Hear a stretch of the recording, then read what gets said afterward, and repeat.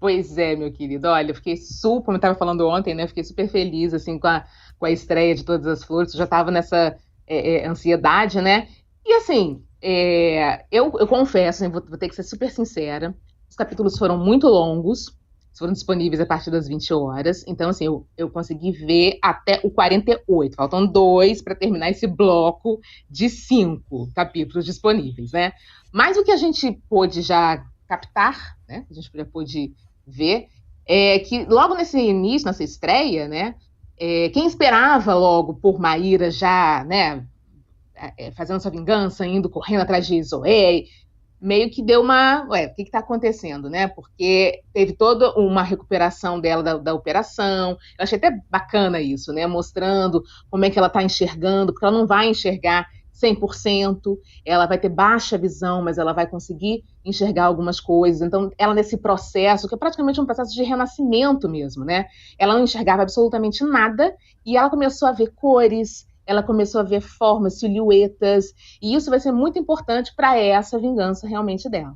Agora, em contrapartida, né, não tem só a Maíra querendo fazer vingança e tal, justiça. Tem também o Diego, que era um outro personagem, né, que Nicolas Prates, assim, dá um show a cada cena, não sei se vocês chegaram a ver, mas a cada cena o Nicolas Prates dá um show, a gente percebe o crescimento desse menino, e assim, não tem Eu nada também de Tati percebo o Bitati, crescimento dele.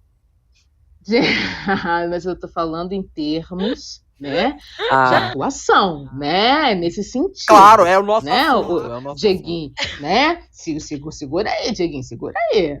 E aí, enfim, assim, eu fiquei bastante surpresa, justamente com as cenas dramáticas dele nesse início, né, de segunda temporada.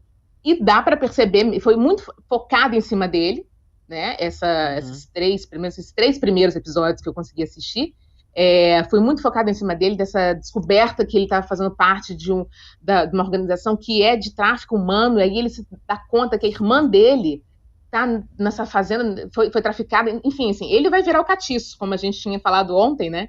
Ele agora Sim. está ajudando, inclusive, o Rafael e Humberto Carrão, que parou de ser aquele mocinho bobão, tá, gente? Parou. Agora ele abriu os olhos, realmente, e tá na cola da Vanessa, que é a nossa querida Letícia Colim. Tô puxando uma coisa atrás da outra, para não perder o fôlego. E a nossa querida Letícia Colim, que também, assim, já arrasou na primeira temporada, nessa segunda, então, vem, né, como um rolo compressor, assim, passando também por cima da própria mãe. E também maravilhosa, assim.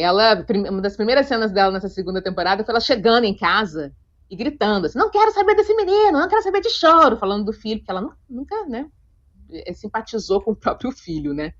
Não quero saber desse menino, não quero saber desse choro, não sei o quê. E o Rafael estava lá, gente. Ele estava lá. Então ele assustou, porque ele é super doce na frente dele com a criança, né, do pequeno Nicolau, que ele nem sabe que ele é filho dele, na verdade esse menininho é filho do Pablo.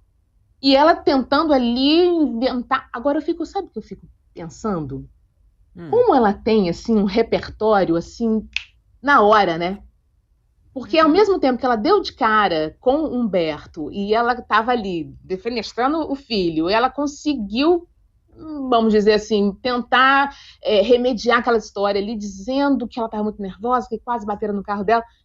Enfim, mas o Rafael já está de olho, já sabe que a boa bisca, que essa ex, né, quase futura ex-mulher dele, né, realmente é. Então, assim, esses 3 primeiros episódios que eu vi, né, da falta o 49 e o 50 dessa primeira leva, já mostra muito do que a gente vai conseguir assistir, vai conseguir ver, assim, a temperatura do que é essa segunda parte, né, de Todas as Flores.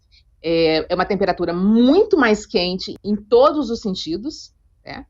Muito mais quente do que a gente viu na primeira, e que a gente já estava ali, né, incendiado com o que estava acontecendo, mas agora é a parte final, né? Então, assim, a sensação da Maíra, né, aquela coisa da Maíra vir aos poucos, enxerga daqui, enxerga dali, já falou com o Zoé pelo celular, acho que até o final dessa 49-50, acho que a gente vê ela tentando ver o filho.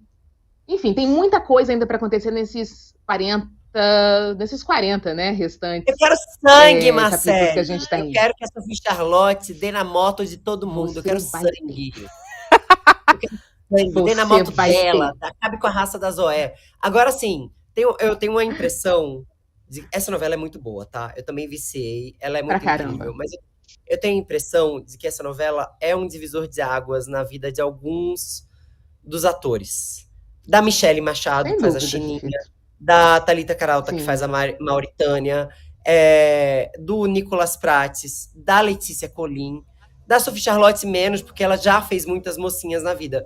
Mas eu tenho a impressão de que essa novela colocou esses atores em outro patamar. Sim. E sim. depois Não dessa tem- novela a gente vai ver essas pessoas virarem estrelas na Globo. Tem um pouco essa impressão. Tanto que o Nicolas já foi alçado ao posto de protagonista da próxima novela das 7, de Fuzue. Exatamente. Exatamente. Mas você tem. Essa é a leitura mesmo. Porque a gente sabia do talento, né? Desses atores que você está citando. A Letícia Colin, por exemplo, em Onde Está Meu Coração, gente, o que foi Nossa, aquilo, perfeita. né? A personagem dela foi. Tanto que foi indicada a prêmio internacional, sabe? Então, assim, ela já tá nesse lugar aí que você falou, mas como vilã, e é uma vilã desequilibrada, não é aquela vilã que a gente está acostumada, né, a ver nas novelas. Ela é completamente desequilibrada. Uma hora ela tá a cara da Cruella, né, do jeito da Cruella, outra hora ela tá de um outro jeito, é um riso nervoso, um riso de bruxa, aquilo dali, assim, realmente não é para quem quer, não, é para quem pode, tem talento mesmo para poder segurar um tom desse, assim. E tem também, você estava falando aí sobre divisor de águas, né?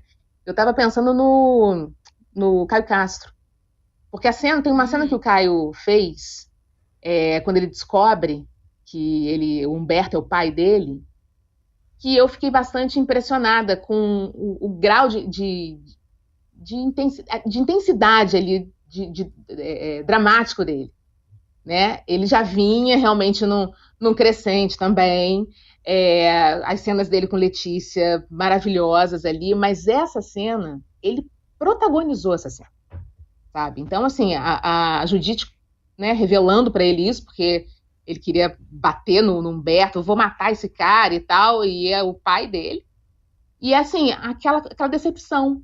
E é um misto de tudo, de decepção, de raiva, de, ao mesmo tempo, não acredito que é esse cara que é meu pai, eu não acredito que eu sou irmão do Rafael, que eu tanto acho uma bosta esse menino. Enfim, ele fez ali de um jeito que não tem como você parar e não falar, gente, olha, já vi muita coisa do Caio, mas essa cena, para mim, mostrou que ele realmente é um grande ator e que a gente tem, nessa novela, mostra mesmo que a gente tem destaques nas gerações, sabe? Humberto Carrão, enfim, a gente sempre falou desse ator, né? Como ele é talentoso, e outras pessoas as quais que a gente achava talentosa, né?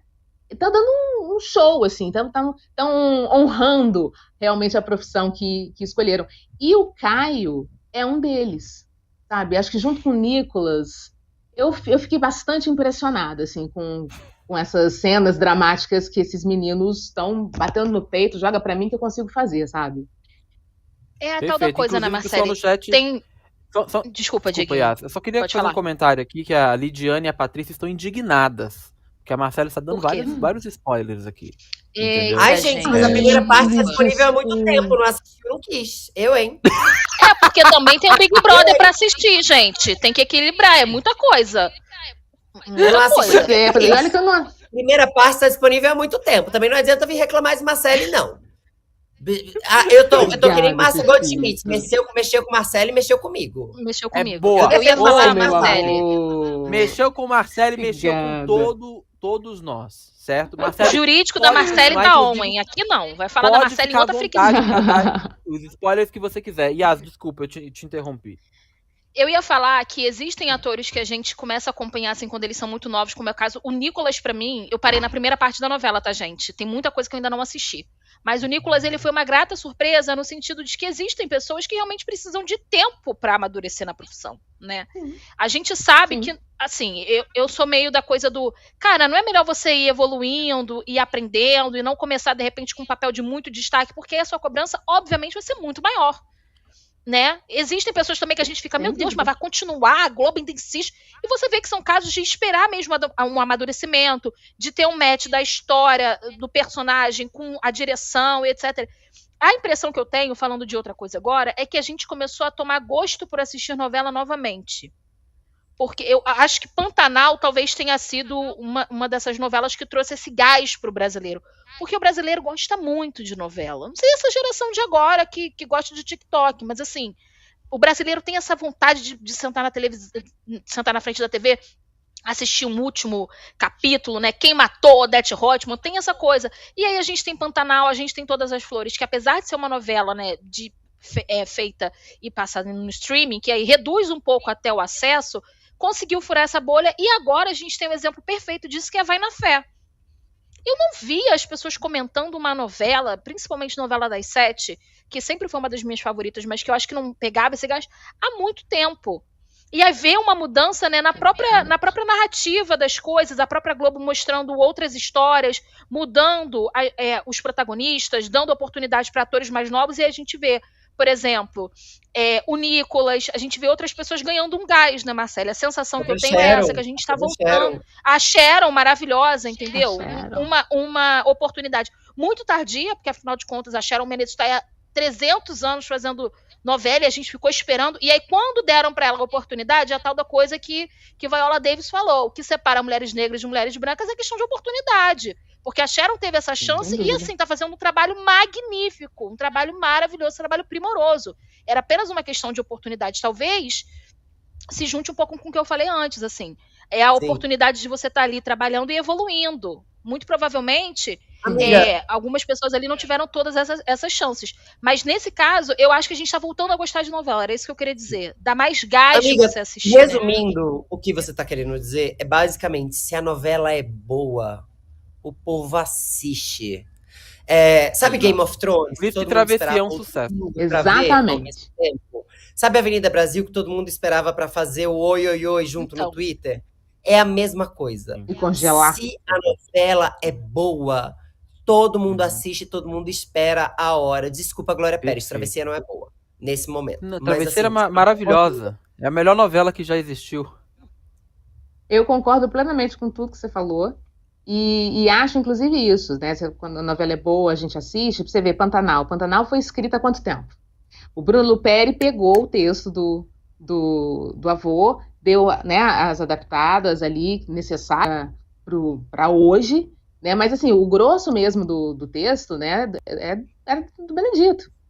Então, assim, a gente sentou ali no sofá, a gente assistiu, a gente ficou órfão ali, depois que acabou o Pantanal. Por quê? Porque tinha uma história, e uma história temporal, e com atores maravilhosos, fazendo os personagens, com homenagens incríveis. Eu chorava o tempo todo. Eu sou chorona mesmo, noveleira, né? Tá aqui no meu DNA, tem carteirinha de VIP, assim, de noveleira. Então, assim, eu chorava o tempo inteiro, assistia a primeira versão com 15 anos. Então, para mim, tinha também essa coisa da memória afetiva, né? Mas eu concordo, assim, a gente gosta de novela, a gente gosta de se ver. Aí falando sobre Vai na Fé, DNA do brasileiro, amiga. Exatamente. Vai na Fé, a gente se vê ali, né? Não só por conta do elenco, né? Que é um elenco preto, enfim, né? Na sua grande maioria, os protagonistas, né? São pretos, então a gente consegue se ver também, uma coisa que a gente não via isso, né? Com essa fartura, né? E era completamente necessário isso, né? E como você falou, realmente, a respeito da maturidade cênica, né? Tem coisas que a gente precisa esperar, tem coisas que alguns atores precisam esperar o seu tempo de maturação mesmo, para quando pegarem personagens como esses, né? Que o Nicolas Prati está fazendo, o Diego, e o próprio Caio Castro também, né? Que começou ali em Malhação. Né? Se você perceber a história dele, né? A trajetória do Caio, hoje ele fazendo a cena que ele fez, Não deu uma pena, vontade de pegar os meninos no colo. Falei, menino, faz assim, não. Amiga, mas eu falando sei. em tempo. Mas falando em tempo, deu 2 horas. Meu programa vai começar. Ah, meu Deus. Pois é, então, assim, É como eu verdade. falei, né, eu falo muito, mas era isso que eu queria dizer. Assistam Todas as Flores, a segunda parte, porque realmente você vai ter aquilo que você quer, hein, Fefito? Que todo mundo quer. A vingança